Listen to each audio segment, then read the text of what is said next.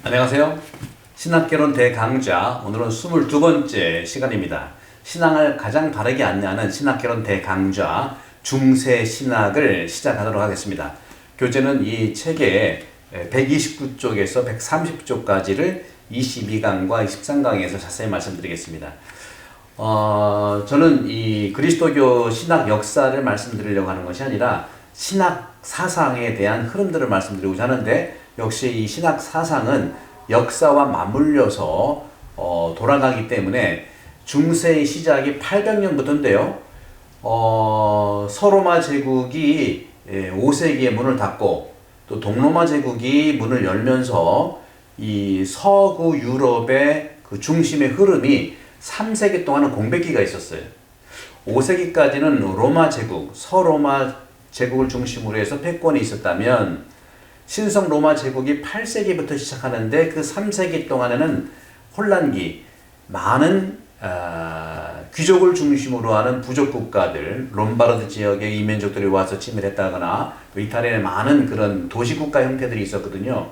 그렇게 많은 싸움을 하다가 8세기에 와서 샤르르마뉴 대제, 독일 말로 칼 대제, 이태리 말로 카를로스 대제가 서유럽을 통일함으로써, 통일이라는 말은 그렇지만 하나의 중심 세력으로 올라오면서 800년에 12월 25일 날 교황 레오 3세에 의해서 대관식이 거행됩니다.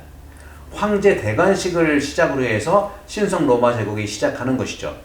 학자들에 따라서는요, 신성 로마 제국이라는 것이 8세기에 칼 대제에 의해서 시작했다는 설이 있고, 또 한 가지 학자들은 936년부터 독일 제국이죠. 작센 왕국이죠. 작센 왕국의 이 독일 오토 1세가 서구 유럽을 중심에 두면서 서구 신성 로마 제국의 시작이라고 하는 이 두 설이 섞이는데 자연스럽게 하나로 연결되겠죠.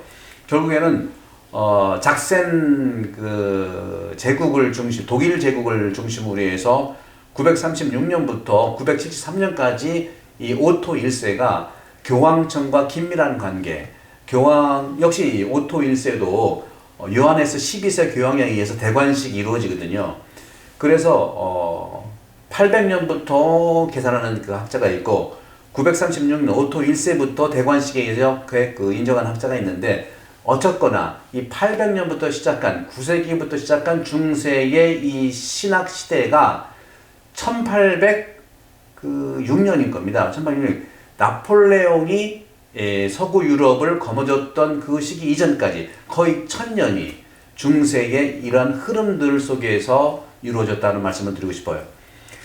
결국에는 저는 이제 이 그 신성 로마 제국의 출발을 800년에 성탄절 12월 25일 날 레오 3세 교황에 의해서 칼 대제의 대관식이, 황제 대관식이 진행됐고, 이 칼 대제는 800년부터 814년까지 15년간을 중세 신학, 중세의 일치를 얘기를 하면서 누구를 본받았냐면 313년에 밀라노 칙령에 의해서 그리스도교가 종교가 자유가 됐고, 그 종교 자유가 된 그 이후로 310년 밀라노 칙령에 의해서 이 콘스탄티누스 대제는 제국의 일치를 위해서 상당한 그리스도교와의 긴밀한 관계를 맺었거든요.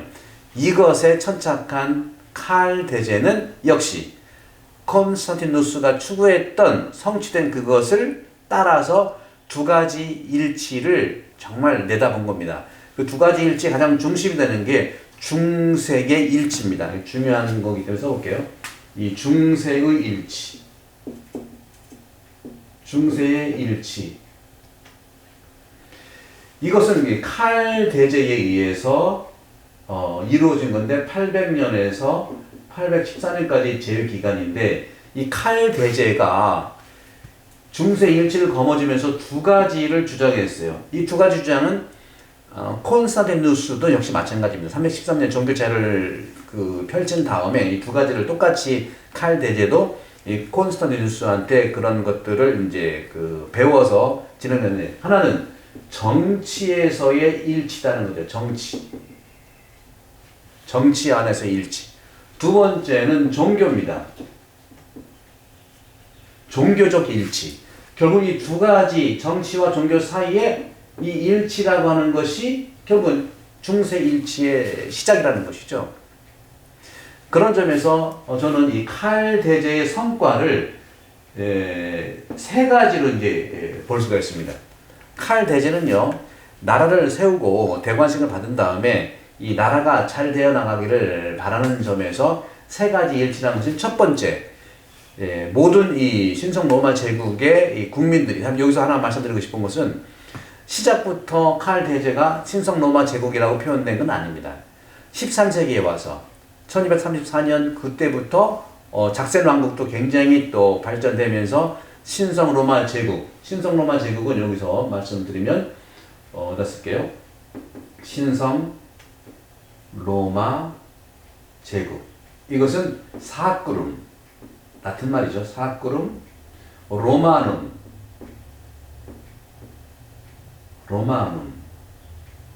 그 다음에 임페리움, 제국이라는 뜻이죠. 임페리움.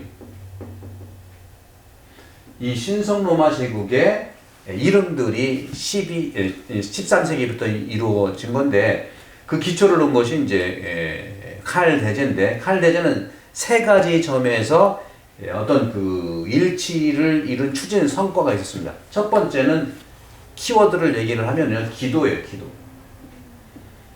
기도 안에서 이 제국 나라가 일치를 해야겠다는 거죠. 두 번째는 사람에 대한 양성입니다. 양성. 사람이 있어야 그 제국에 일을 하고 봉사를 할 거 아닙니까? 그죠? 양성에 대해서. 단 마지막에는 이 양성을 지속적으로 할 수 있고 그 제국이 정말 영원히 발전되어 나가기 위해서는 교육기관의 설립이에요. 교육기관의 설립. 교육 세 가지 키워드가 기도, 양성, 교육입니다. 이런 점들 키워드는요, 신성 로마 제국뿐만 아니라 오늘날 한 국가도 그렇고 한 교회도 마찬가지고요, 한 가정도 그렇고요, 또 한 그 개신교나 천주교의 이 가치 내용에서 공동체성은 이 세 가지가 굉장히 중요합니다. 기도 중요하죠.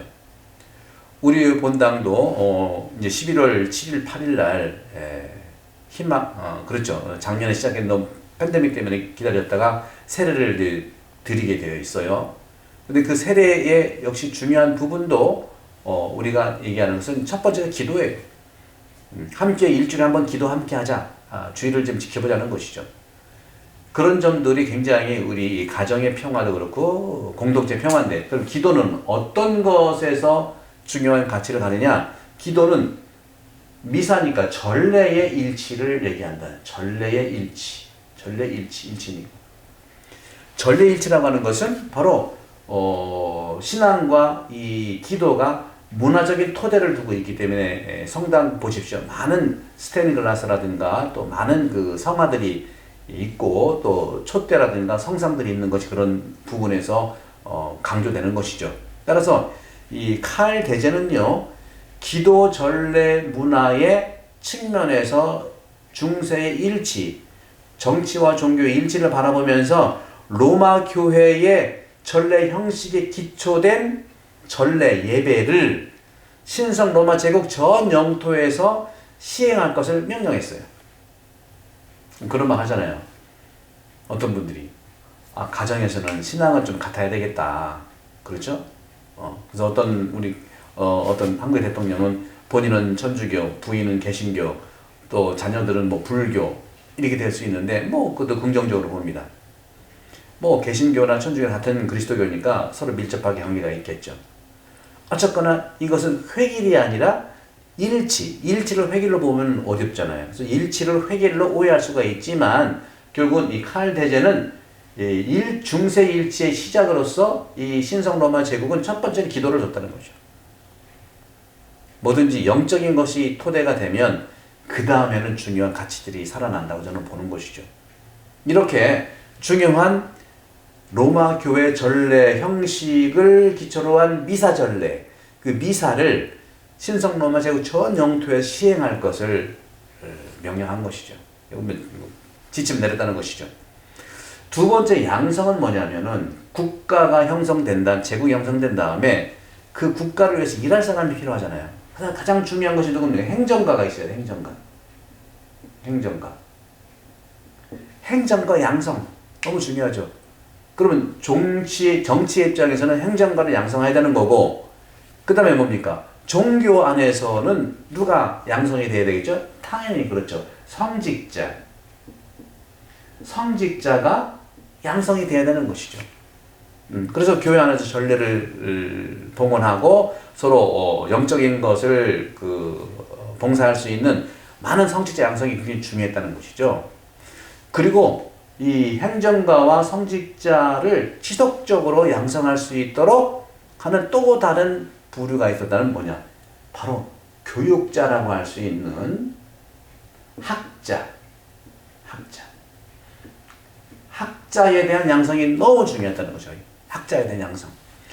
이렇게 이 시대의 학파들은 제도화를 통해서 황제 지배 하에 행정가, 성직자, 학자 계급을 양성하는 데 목적을 둔 이 학파들을 설립했었어요. 얼마나 중요합니까? 행정가. 이런 것들이 사실은 칼 대제를 시작으로 해서 신성 로마 제국이 거의 1000년 이상 간 기초라고 생각할 수 있겠어요. 물론 서구 유럽이라고 하는 데는요, 이 칼 대제를 중심으로 해서 이탈리아계의 그러한 귀족들 세력이 있고, 오토 대제에 의해서 작센 왕국이 시작되면서 또 신성 로마 제국을 이어가는데, 거기에는 독일 제후들이 계속 독일 귀족들이 계속해서 나와 있고요. 그 틈바구니에서 프랑스의 이런 부분들, 그것이 이제 나폴레옹 이후로 또 프랑스가 전 유럽을 또 거머쥐는 그런 것들을 볼 수 있겠죠. 그런 점에서 서구 유럽은요, 이탈리아 왕국, 독일 왕국, 프랑스 왕국, 이 세 거점의 중심이 된 나라가 서로 중세를 토대를 뒀고 근대를 넘어오고, 근대 이후 이 나폴레옹 시기 직전까지, 나폴레옹부터 또 역시 마찬가지 이제 현대로 오기까지의 변화들의 중심이 있었다는 것을 말씀드립니다. 그런 점에서 이 양성에 대한 부분들이 상당히 중요한 역할을 하고, 끝으로 교육이라는 키워드는 뭐냐? 이 교육은요, 칼 대제는 그 당시에, 물론 초기 교회도요, 이 교육은 수도원에서 많이 시켰죠. 그리고 여러분 아십니다는 오리게네스라든가, 그렇죠, 클레멘스라든가, 또 아우구스티누스도 마찬가지고요. 또 밀라노의 암브루시오스는 정말 결정적으로 아우구스티누스에게 영향을 준 성인이잖아요. 근데 본래 암브루시오는 신자가 아니었어요.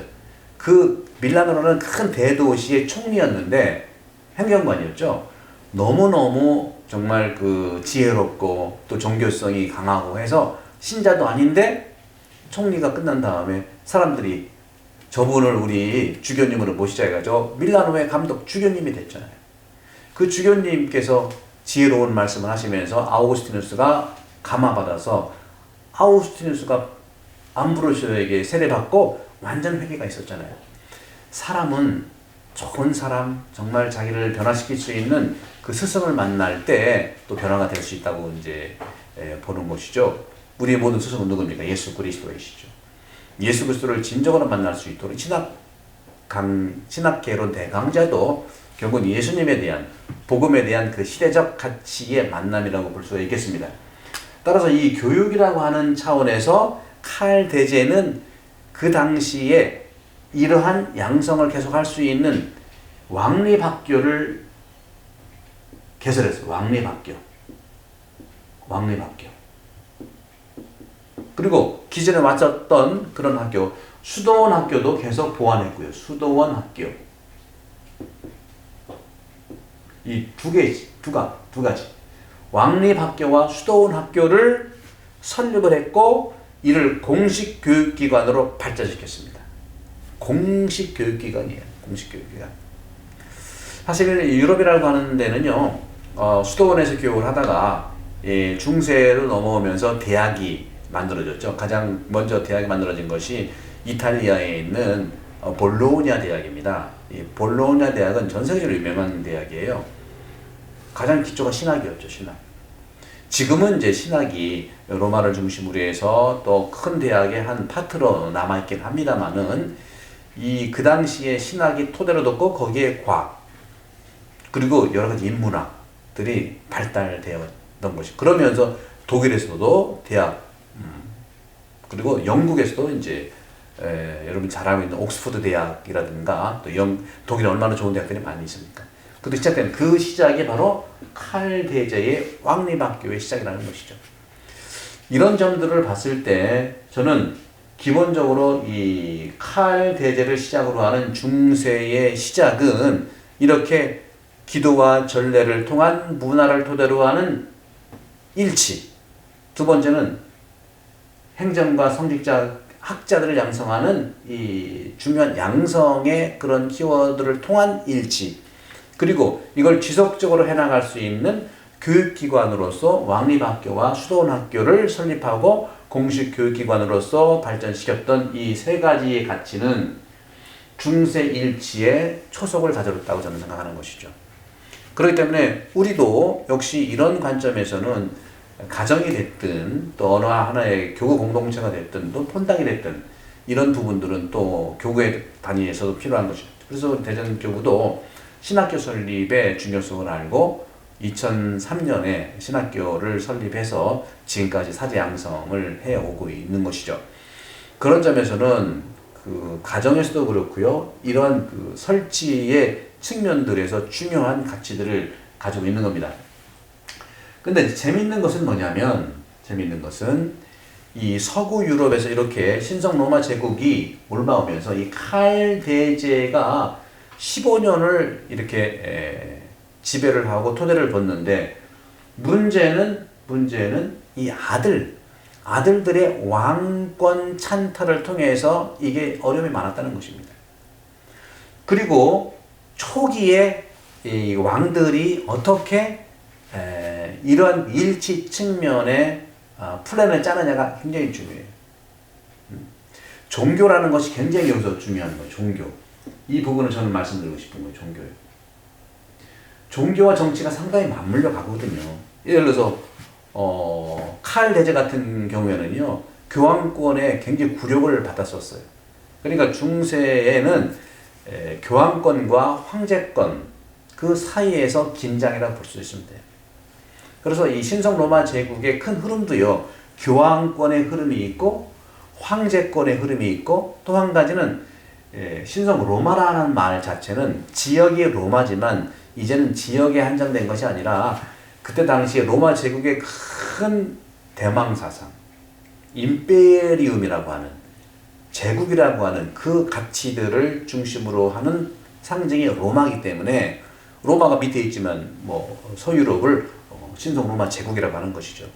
거기에서 교황권, 황제권 또 하나의 그룹은 로마 사람들이 여러분에게 위임을 준 제국이다 그런 것이죠.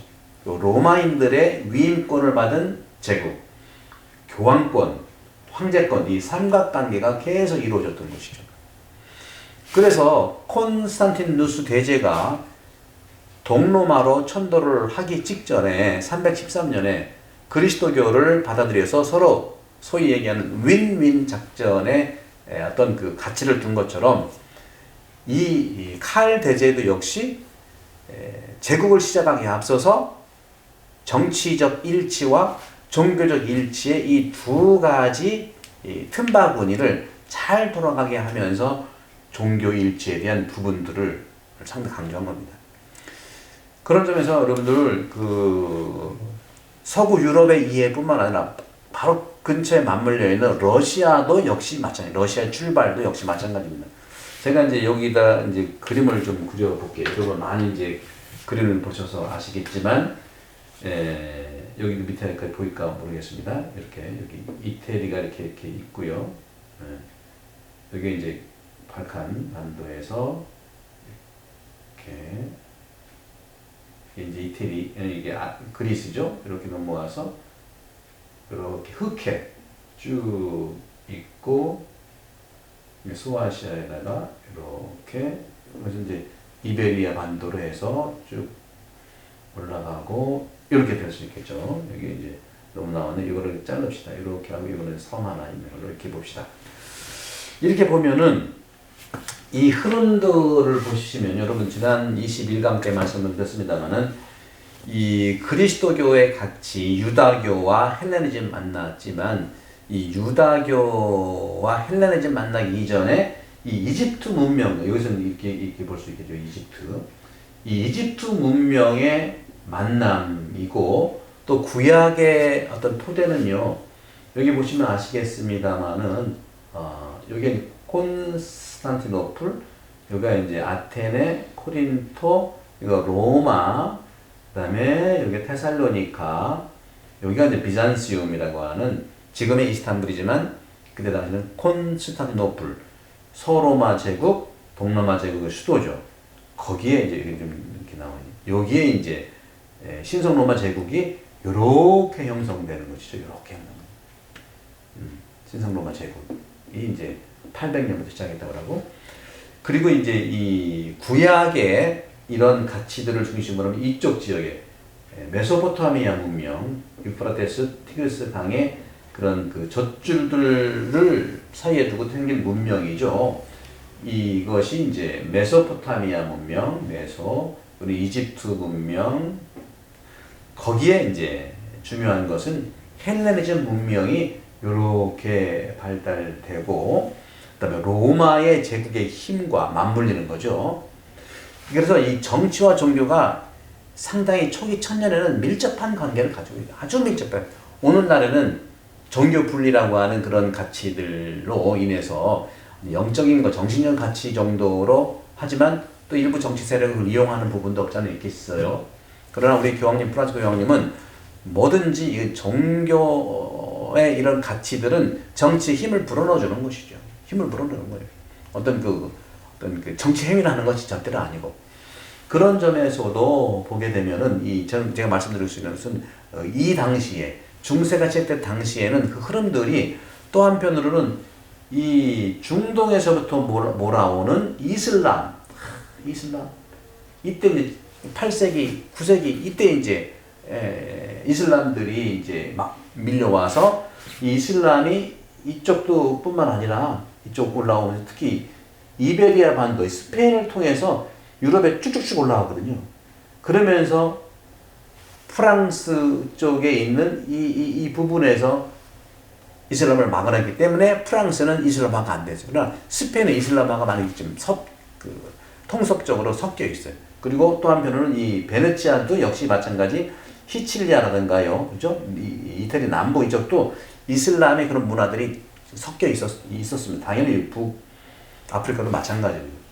그러면서 이 중세가 시작하면서는 이 그리스도교 전통, 그리고 이슬람 전통, 그리고 정치적 세력, 그리고 토대가 될 수 있는 아주 뿌리이지만 이집트 문명에서 올라왔던 그런 그 가치들, 그 다음에 메소포타미아 문명에서 올라왔던 구약의 가치들, 그리고 초기 그리스도교의 가치들 서로 섞이면서 그런 것들이 와중에 잠재되어 있다가 이제 8세기 중세가 시작되면서 러시아도 탄생된 것이 언제냐면은 바로 988년에 러시아도요, 말이 러시아지만 이 러시아도 이쪽 여기 보시면 흑해죠. 흑해 주변이 이쪽입니다. 이쪽이 어디냐면 이쪽 드네프르 강이라는 게 있어요. 드네프르 river of 드네프르. 이 드네프르 강은 뭐든지 문명을 강을 주변으로 하기 때문에 드네프르 강에 있으면 이 도시가 키예프예요. 키예프. 지금의 우크라이나죠. 키예프를 중심으로 여러 공국들이 15개, 17개 이런 공국들이 이렇게 자상률이 있었는데 바로 988년에 이 블라드미르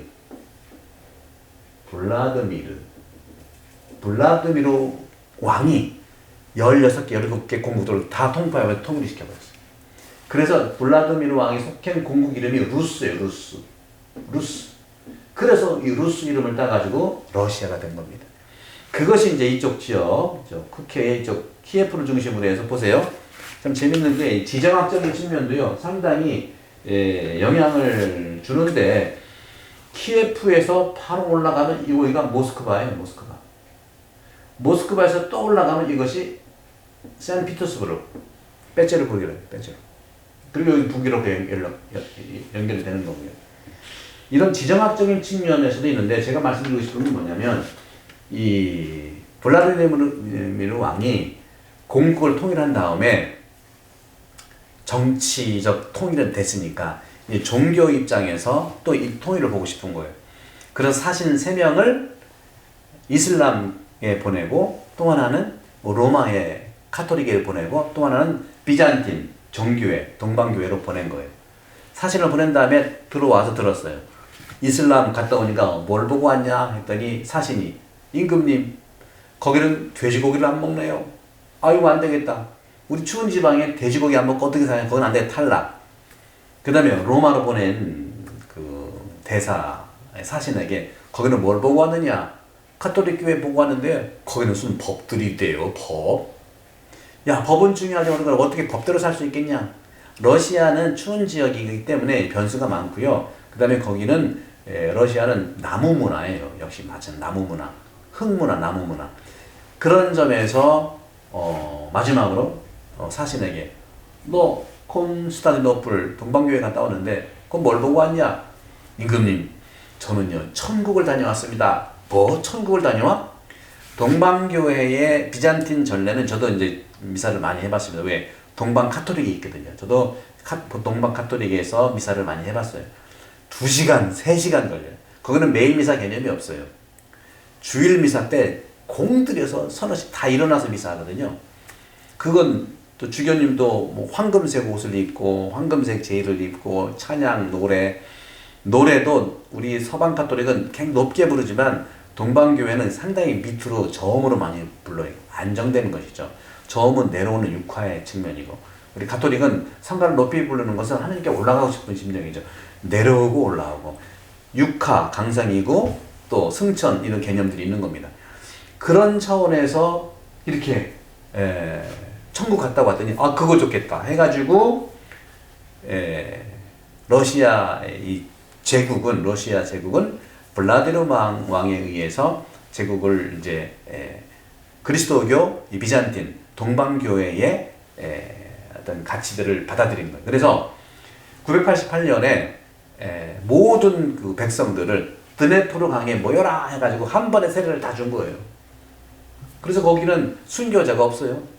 로마만 하더라도 순교 기간이 얼마나 많았습니까? 그런 러시아는 순교자가 없어요. 한 번에 다 세례를 받았기 때문에 정치적 통일, 종교적 통일 두 가지는 같이 가는 겁니다. 그런 점에서 이 전체적인 흐름들 속에서 저는 말씀드리고 싶은 것은 시대가 바뀌었어도 이 정치라고 하는 측면은 종교랑 만나야 됩니다. 우리도 역시 마찬가지예요, 여러분들. 여러분들이 유아 세례를 자녀에게 드리고 싶고 또 카드를 함께 보내고 싶고 하는 것도 여러분 이런 측면입니다. 따라서 여러분들 이 종교는요 정치와 아울러서 정신적인 가치적 위로를 주는 겁니다. 세상의 힘, 영적인 힘이 같이 만날 때 종교의 가치는 정말 하느님의 뜻대로 살아갈 수 있다고 말씀드리고 싶어요. 오늘은 이 정도로 마치고요. 다음 시간에 다시 130쪽을 나가겠는데요. 그런 측면에서 이 세 가지 기도, 양성, 교육 여러분도 늘 기도하시는 삶 그리고 자녀를 잘 양성할 수 있는 부분들 학교로서의 그 기능하지만 가정은 바로 사랑의 학교죠. 교회는 또 사랑의 학교입니다. 사랑의 학교를 통해서 여러분들 힘을 내시고 여러분들 다음 시간에 뵙도록 하겠습니다. 여러분들의 댓글과 여러분들의 구독 또 어떤 질문이 있으시면 써주시면 저도 여러분들과 함께 쉐어링할 수 있는 그런 은혜를 받도록 하겠습니다. 여러분 감사합니다. 성부와 성령 여러분 모두를 축복합니다. 고맙습니다.